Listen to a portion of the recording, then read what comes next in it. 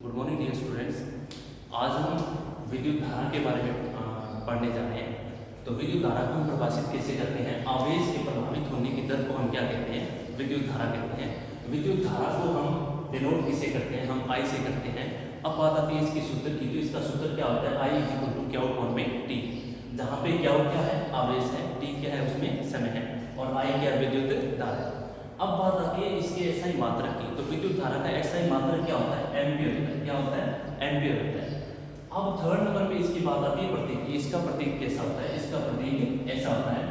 और fourth number पे इसकी मापने की युक्ति, जिसको हम क्या बोलते हैं, एमीटर बोलते हैं। क्या बोलते हैं, एमीटर बोलते हैं।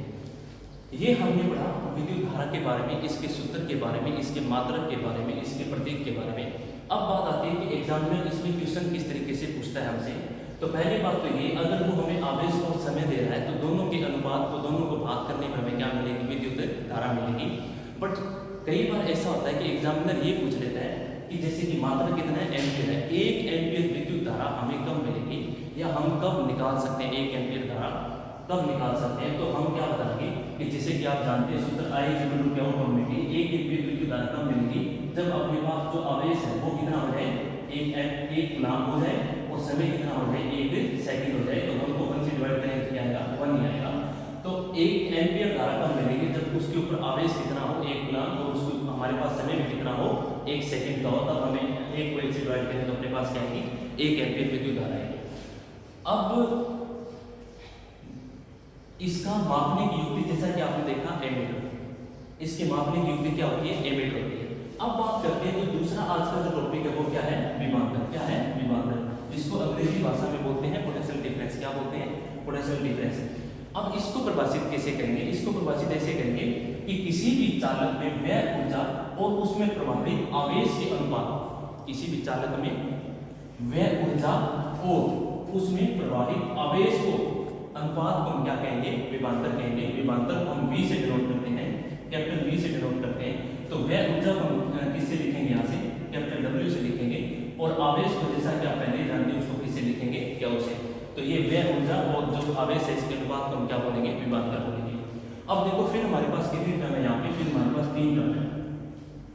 एग्जामिनर जब क्वेश्चन पूछता है तो वो कैसे पूछेगा, 3 टर्म में से हमें कोई 2 गिवन होगी, 2 दी हुई होगी, और हमें 1 निकालनी होगी। जैसा कि हमने V का जो सूत्र है वो क्या है, W कोण में क्या होगा। यहाँ से देखो 2 और सूत्र निकलेंगे। अगर वो हमसे ऊर्जा पूछे तो ऊर्जा W वैसे का वैसे ही, जो आवेश भाग में है वो इधर आके V के साथ क्या हो जाएगा, गुणा में हो जाएगा। तो ये दूसरा सूत्र बन गया। अब तीसरा, वो हमसे आवेश भी पूछ सकता है। अगर वो हमसे आवेश पूछेगा तो आवेश विभवांतर की जगह चला जाएगा और विभवांतर आवेश की जगह आ जाएगा। तो आवेश का सूत्र क्या बन जाएगा, W कोण में V, W कोण में V। ये तो होगी इसके सूत्र की बात। अब बात करते हैं कि इसका मात्रक क्या होगा। तो इसका मात्रक क्या होगा, वोल्ट। क्या होगा, वोल्ट। जैसा कि हमने विद्युत धारा के अंदर बताया था कि 1 एम्पियर को कैसे परिभाषित करेंगे, तो यहाँ पे भी हमसे एग्जामिनर पूछ सकता है विभवांतर के केस में कि 1 वोल्ट को आप कैसे परिभाषित करोगे। तो 1 वोल्ट को जब हम परिभाषित करेंगे, जैसा कि मैंने बताया कि विद्युत का जो वोल्ट का जो सूत्र है V इज इक्वल टू क्या है, W कोण में क्या होगा। अगर हमारे पास किया गया कार्य क्या हो, 1 जूल हो और आवेश भी कितना हो, 1 कूलम हो, तो जब हम उनको भाग करेंगे तब हमारे पास विभवांतर कितना आएगा, 1 वोल्ट आएगा, 1 वोल्ट आएगा। अब इसकी बात करते हैं प्रतीक की। तो प्रतीक इसका ऐसा होगा, प्लस और माइनस होंगे, बीच में आप बड़ा भी लगा सकते हो।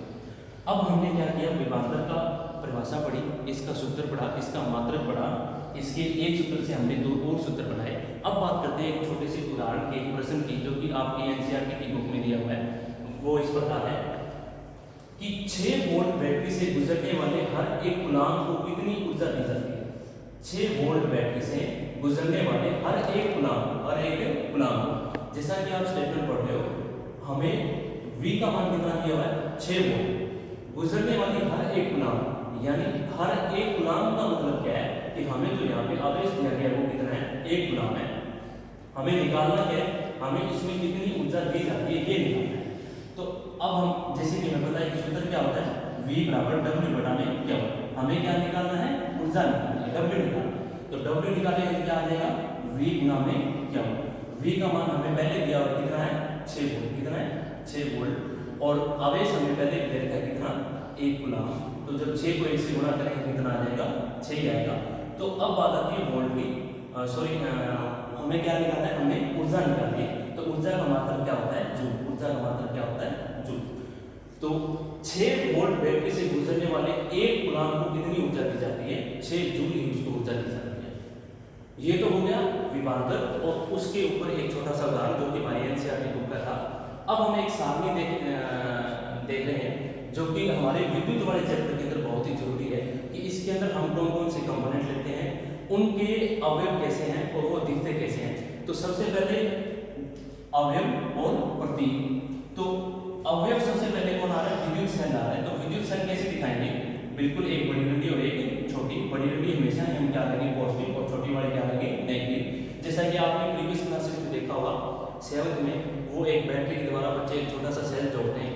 तो जो छोटा सा जो डायोड एलईडी बल्ब होता है वो, तो उसके ऊपर भी क्या होता है कहीं पे भी लिखा नहीं होता कि वो प्लस क्या है, कौन सा उसका जो वायर है वो प्लस का, कौन सा उसका माइनस क्या है। उसमें भी दो चीज़ की होती है, एक की लेंथ थोड़ी ज़्यादा होती है और एक की लेंथ थोड़ी कम होती है। तो जो कम होती है वो क्या होती है माइनस की होती है और जो बड़ी होती है वो उस एलईडी की तो वो क्या होती है प्लस की होती है। दूसरा आता है बैटरी का। अब अगर एक से ज़्यादा सेल हो, चाहे 2 हो चाहे 3 हो चाहे कितने भी हो, अगर उनको हम जोड़ते हैं तब हम क्या कहेंगे कि वो क्या बन जाएगी बैटरी बन जाएगी। तीसरे नंबर पे आता है अपने पास फलक पूंजी।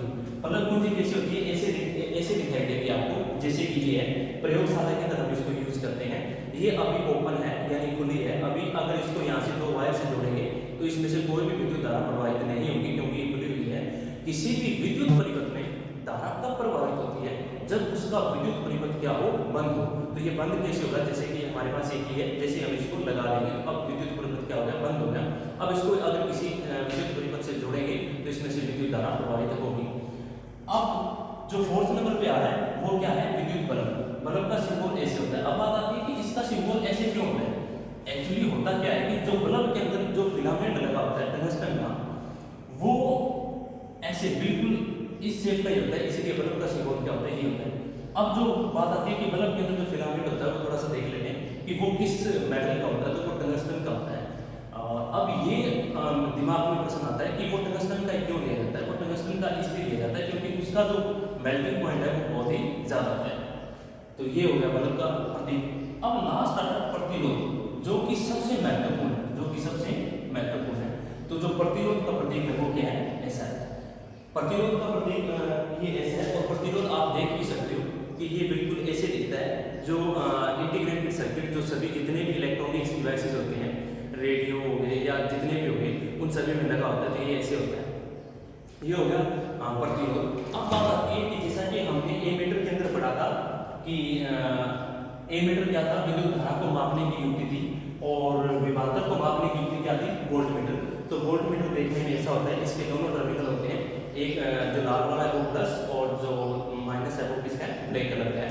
इसके भी दोनों टर्मिनल होते हैं। इसी प्रकार आप देख सकते हो कि विद्युत धारा का जो हमने एमीटर जो मापने की युक्ति है वो देखने में कैसी होती है, वो ऐसी होती है।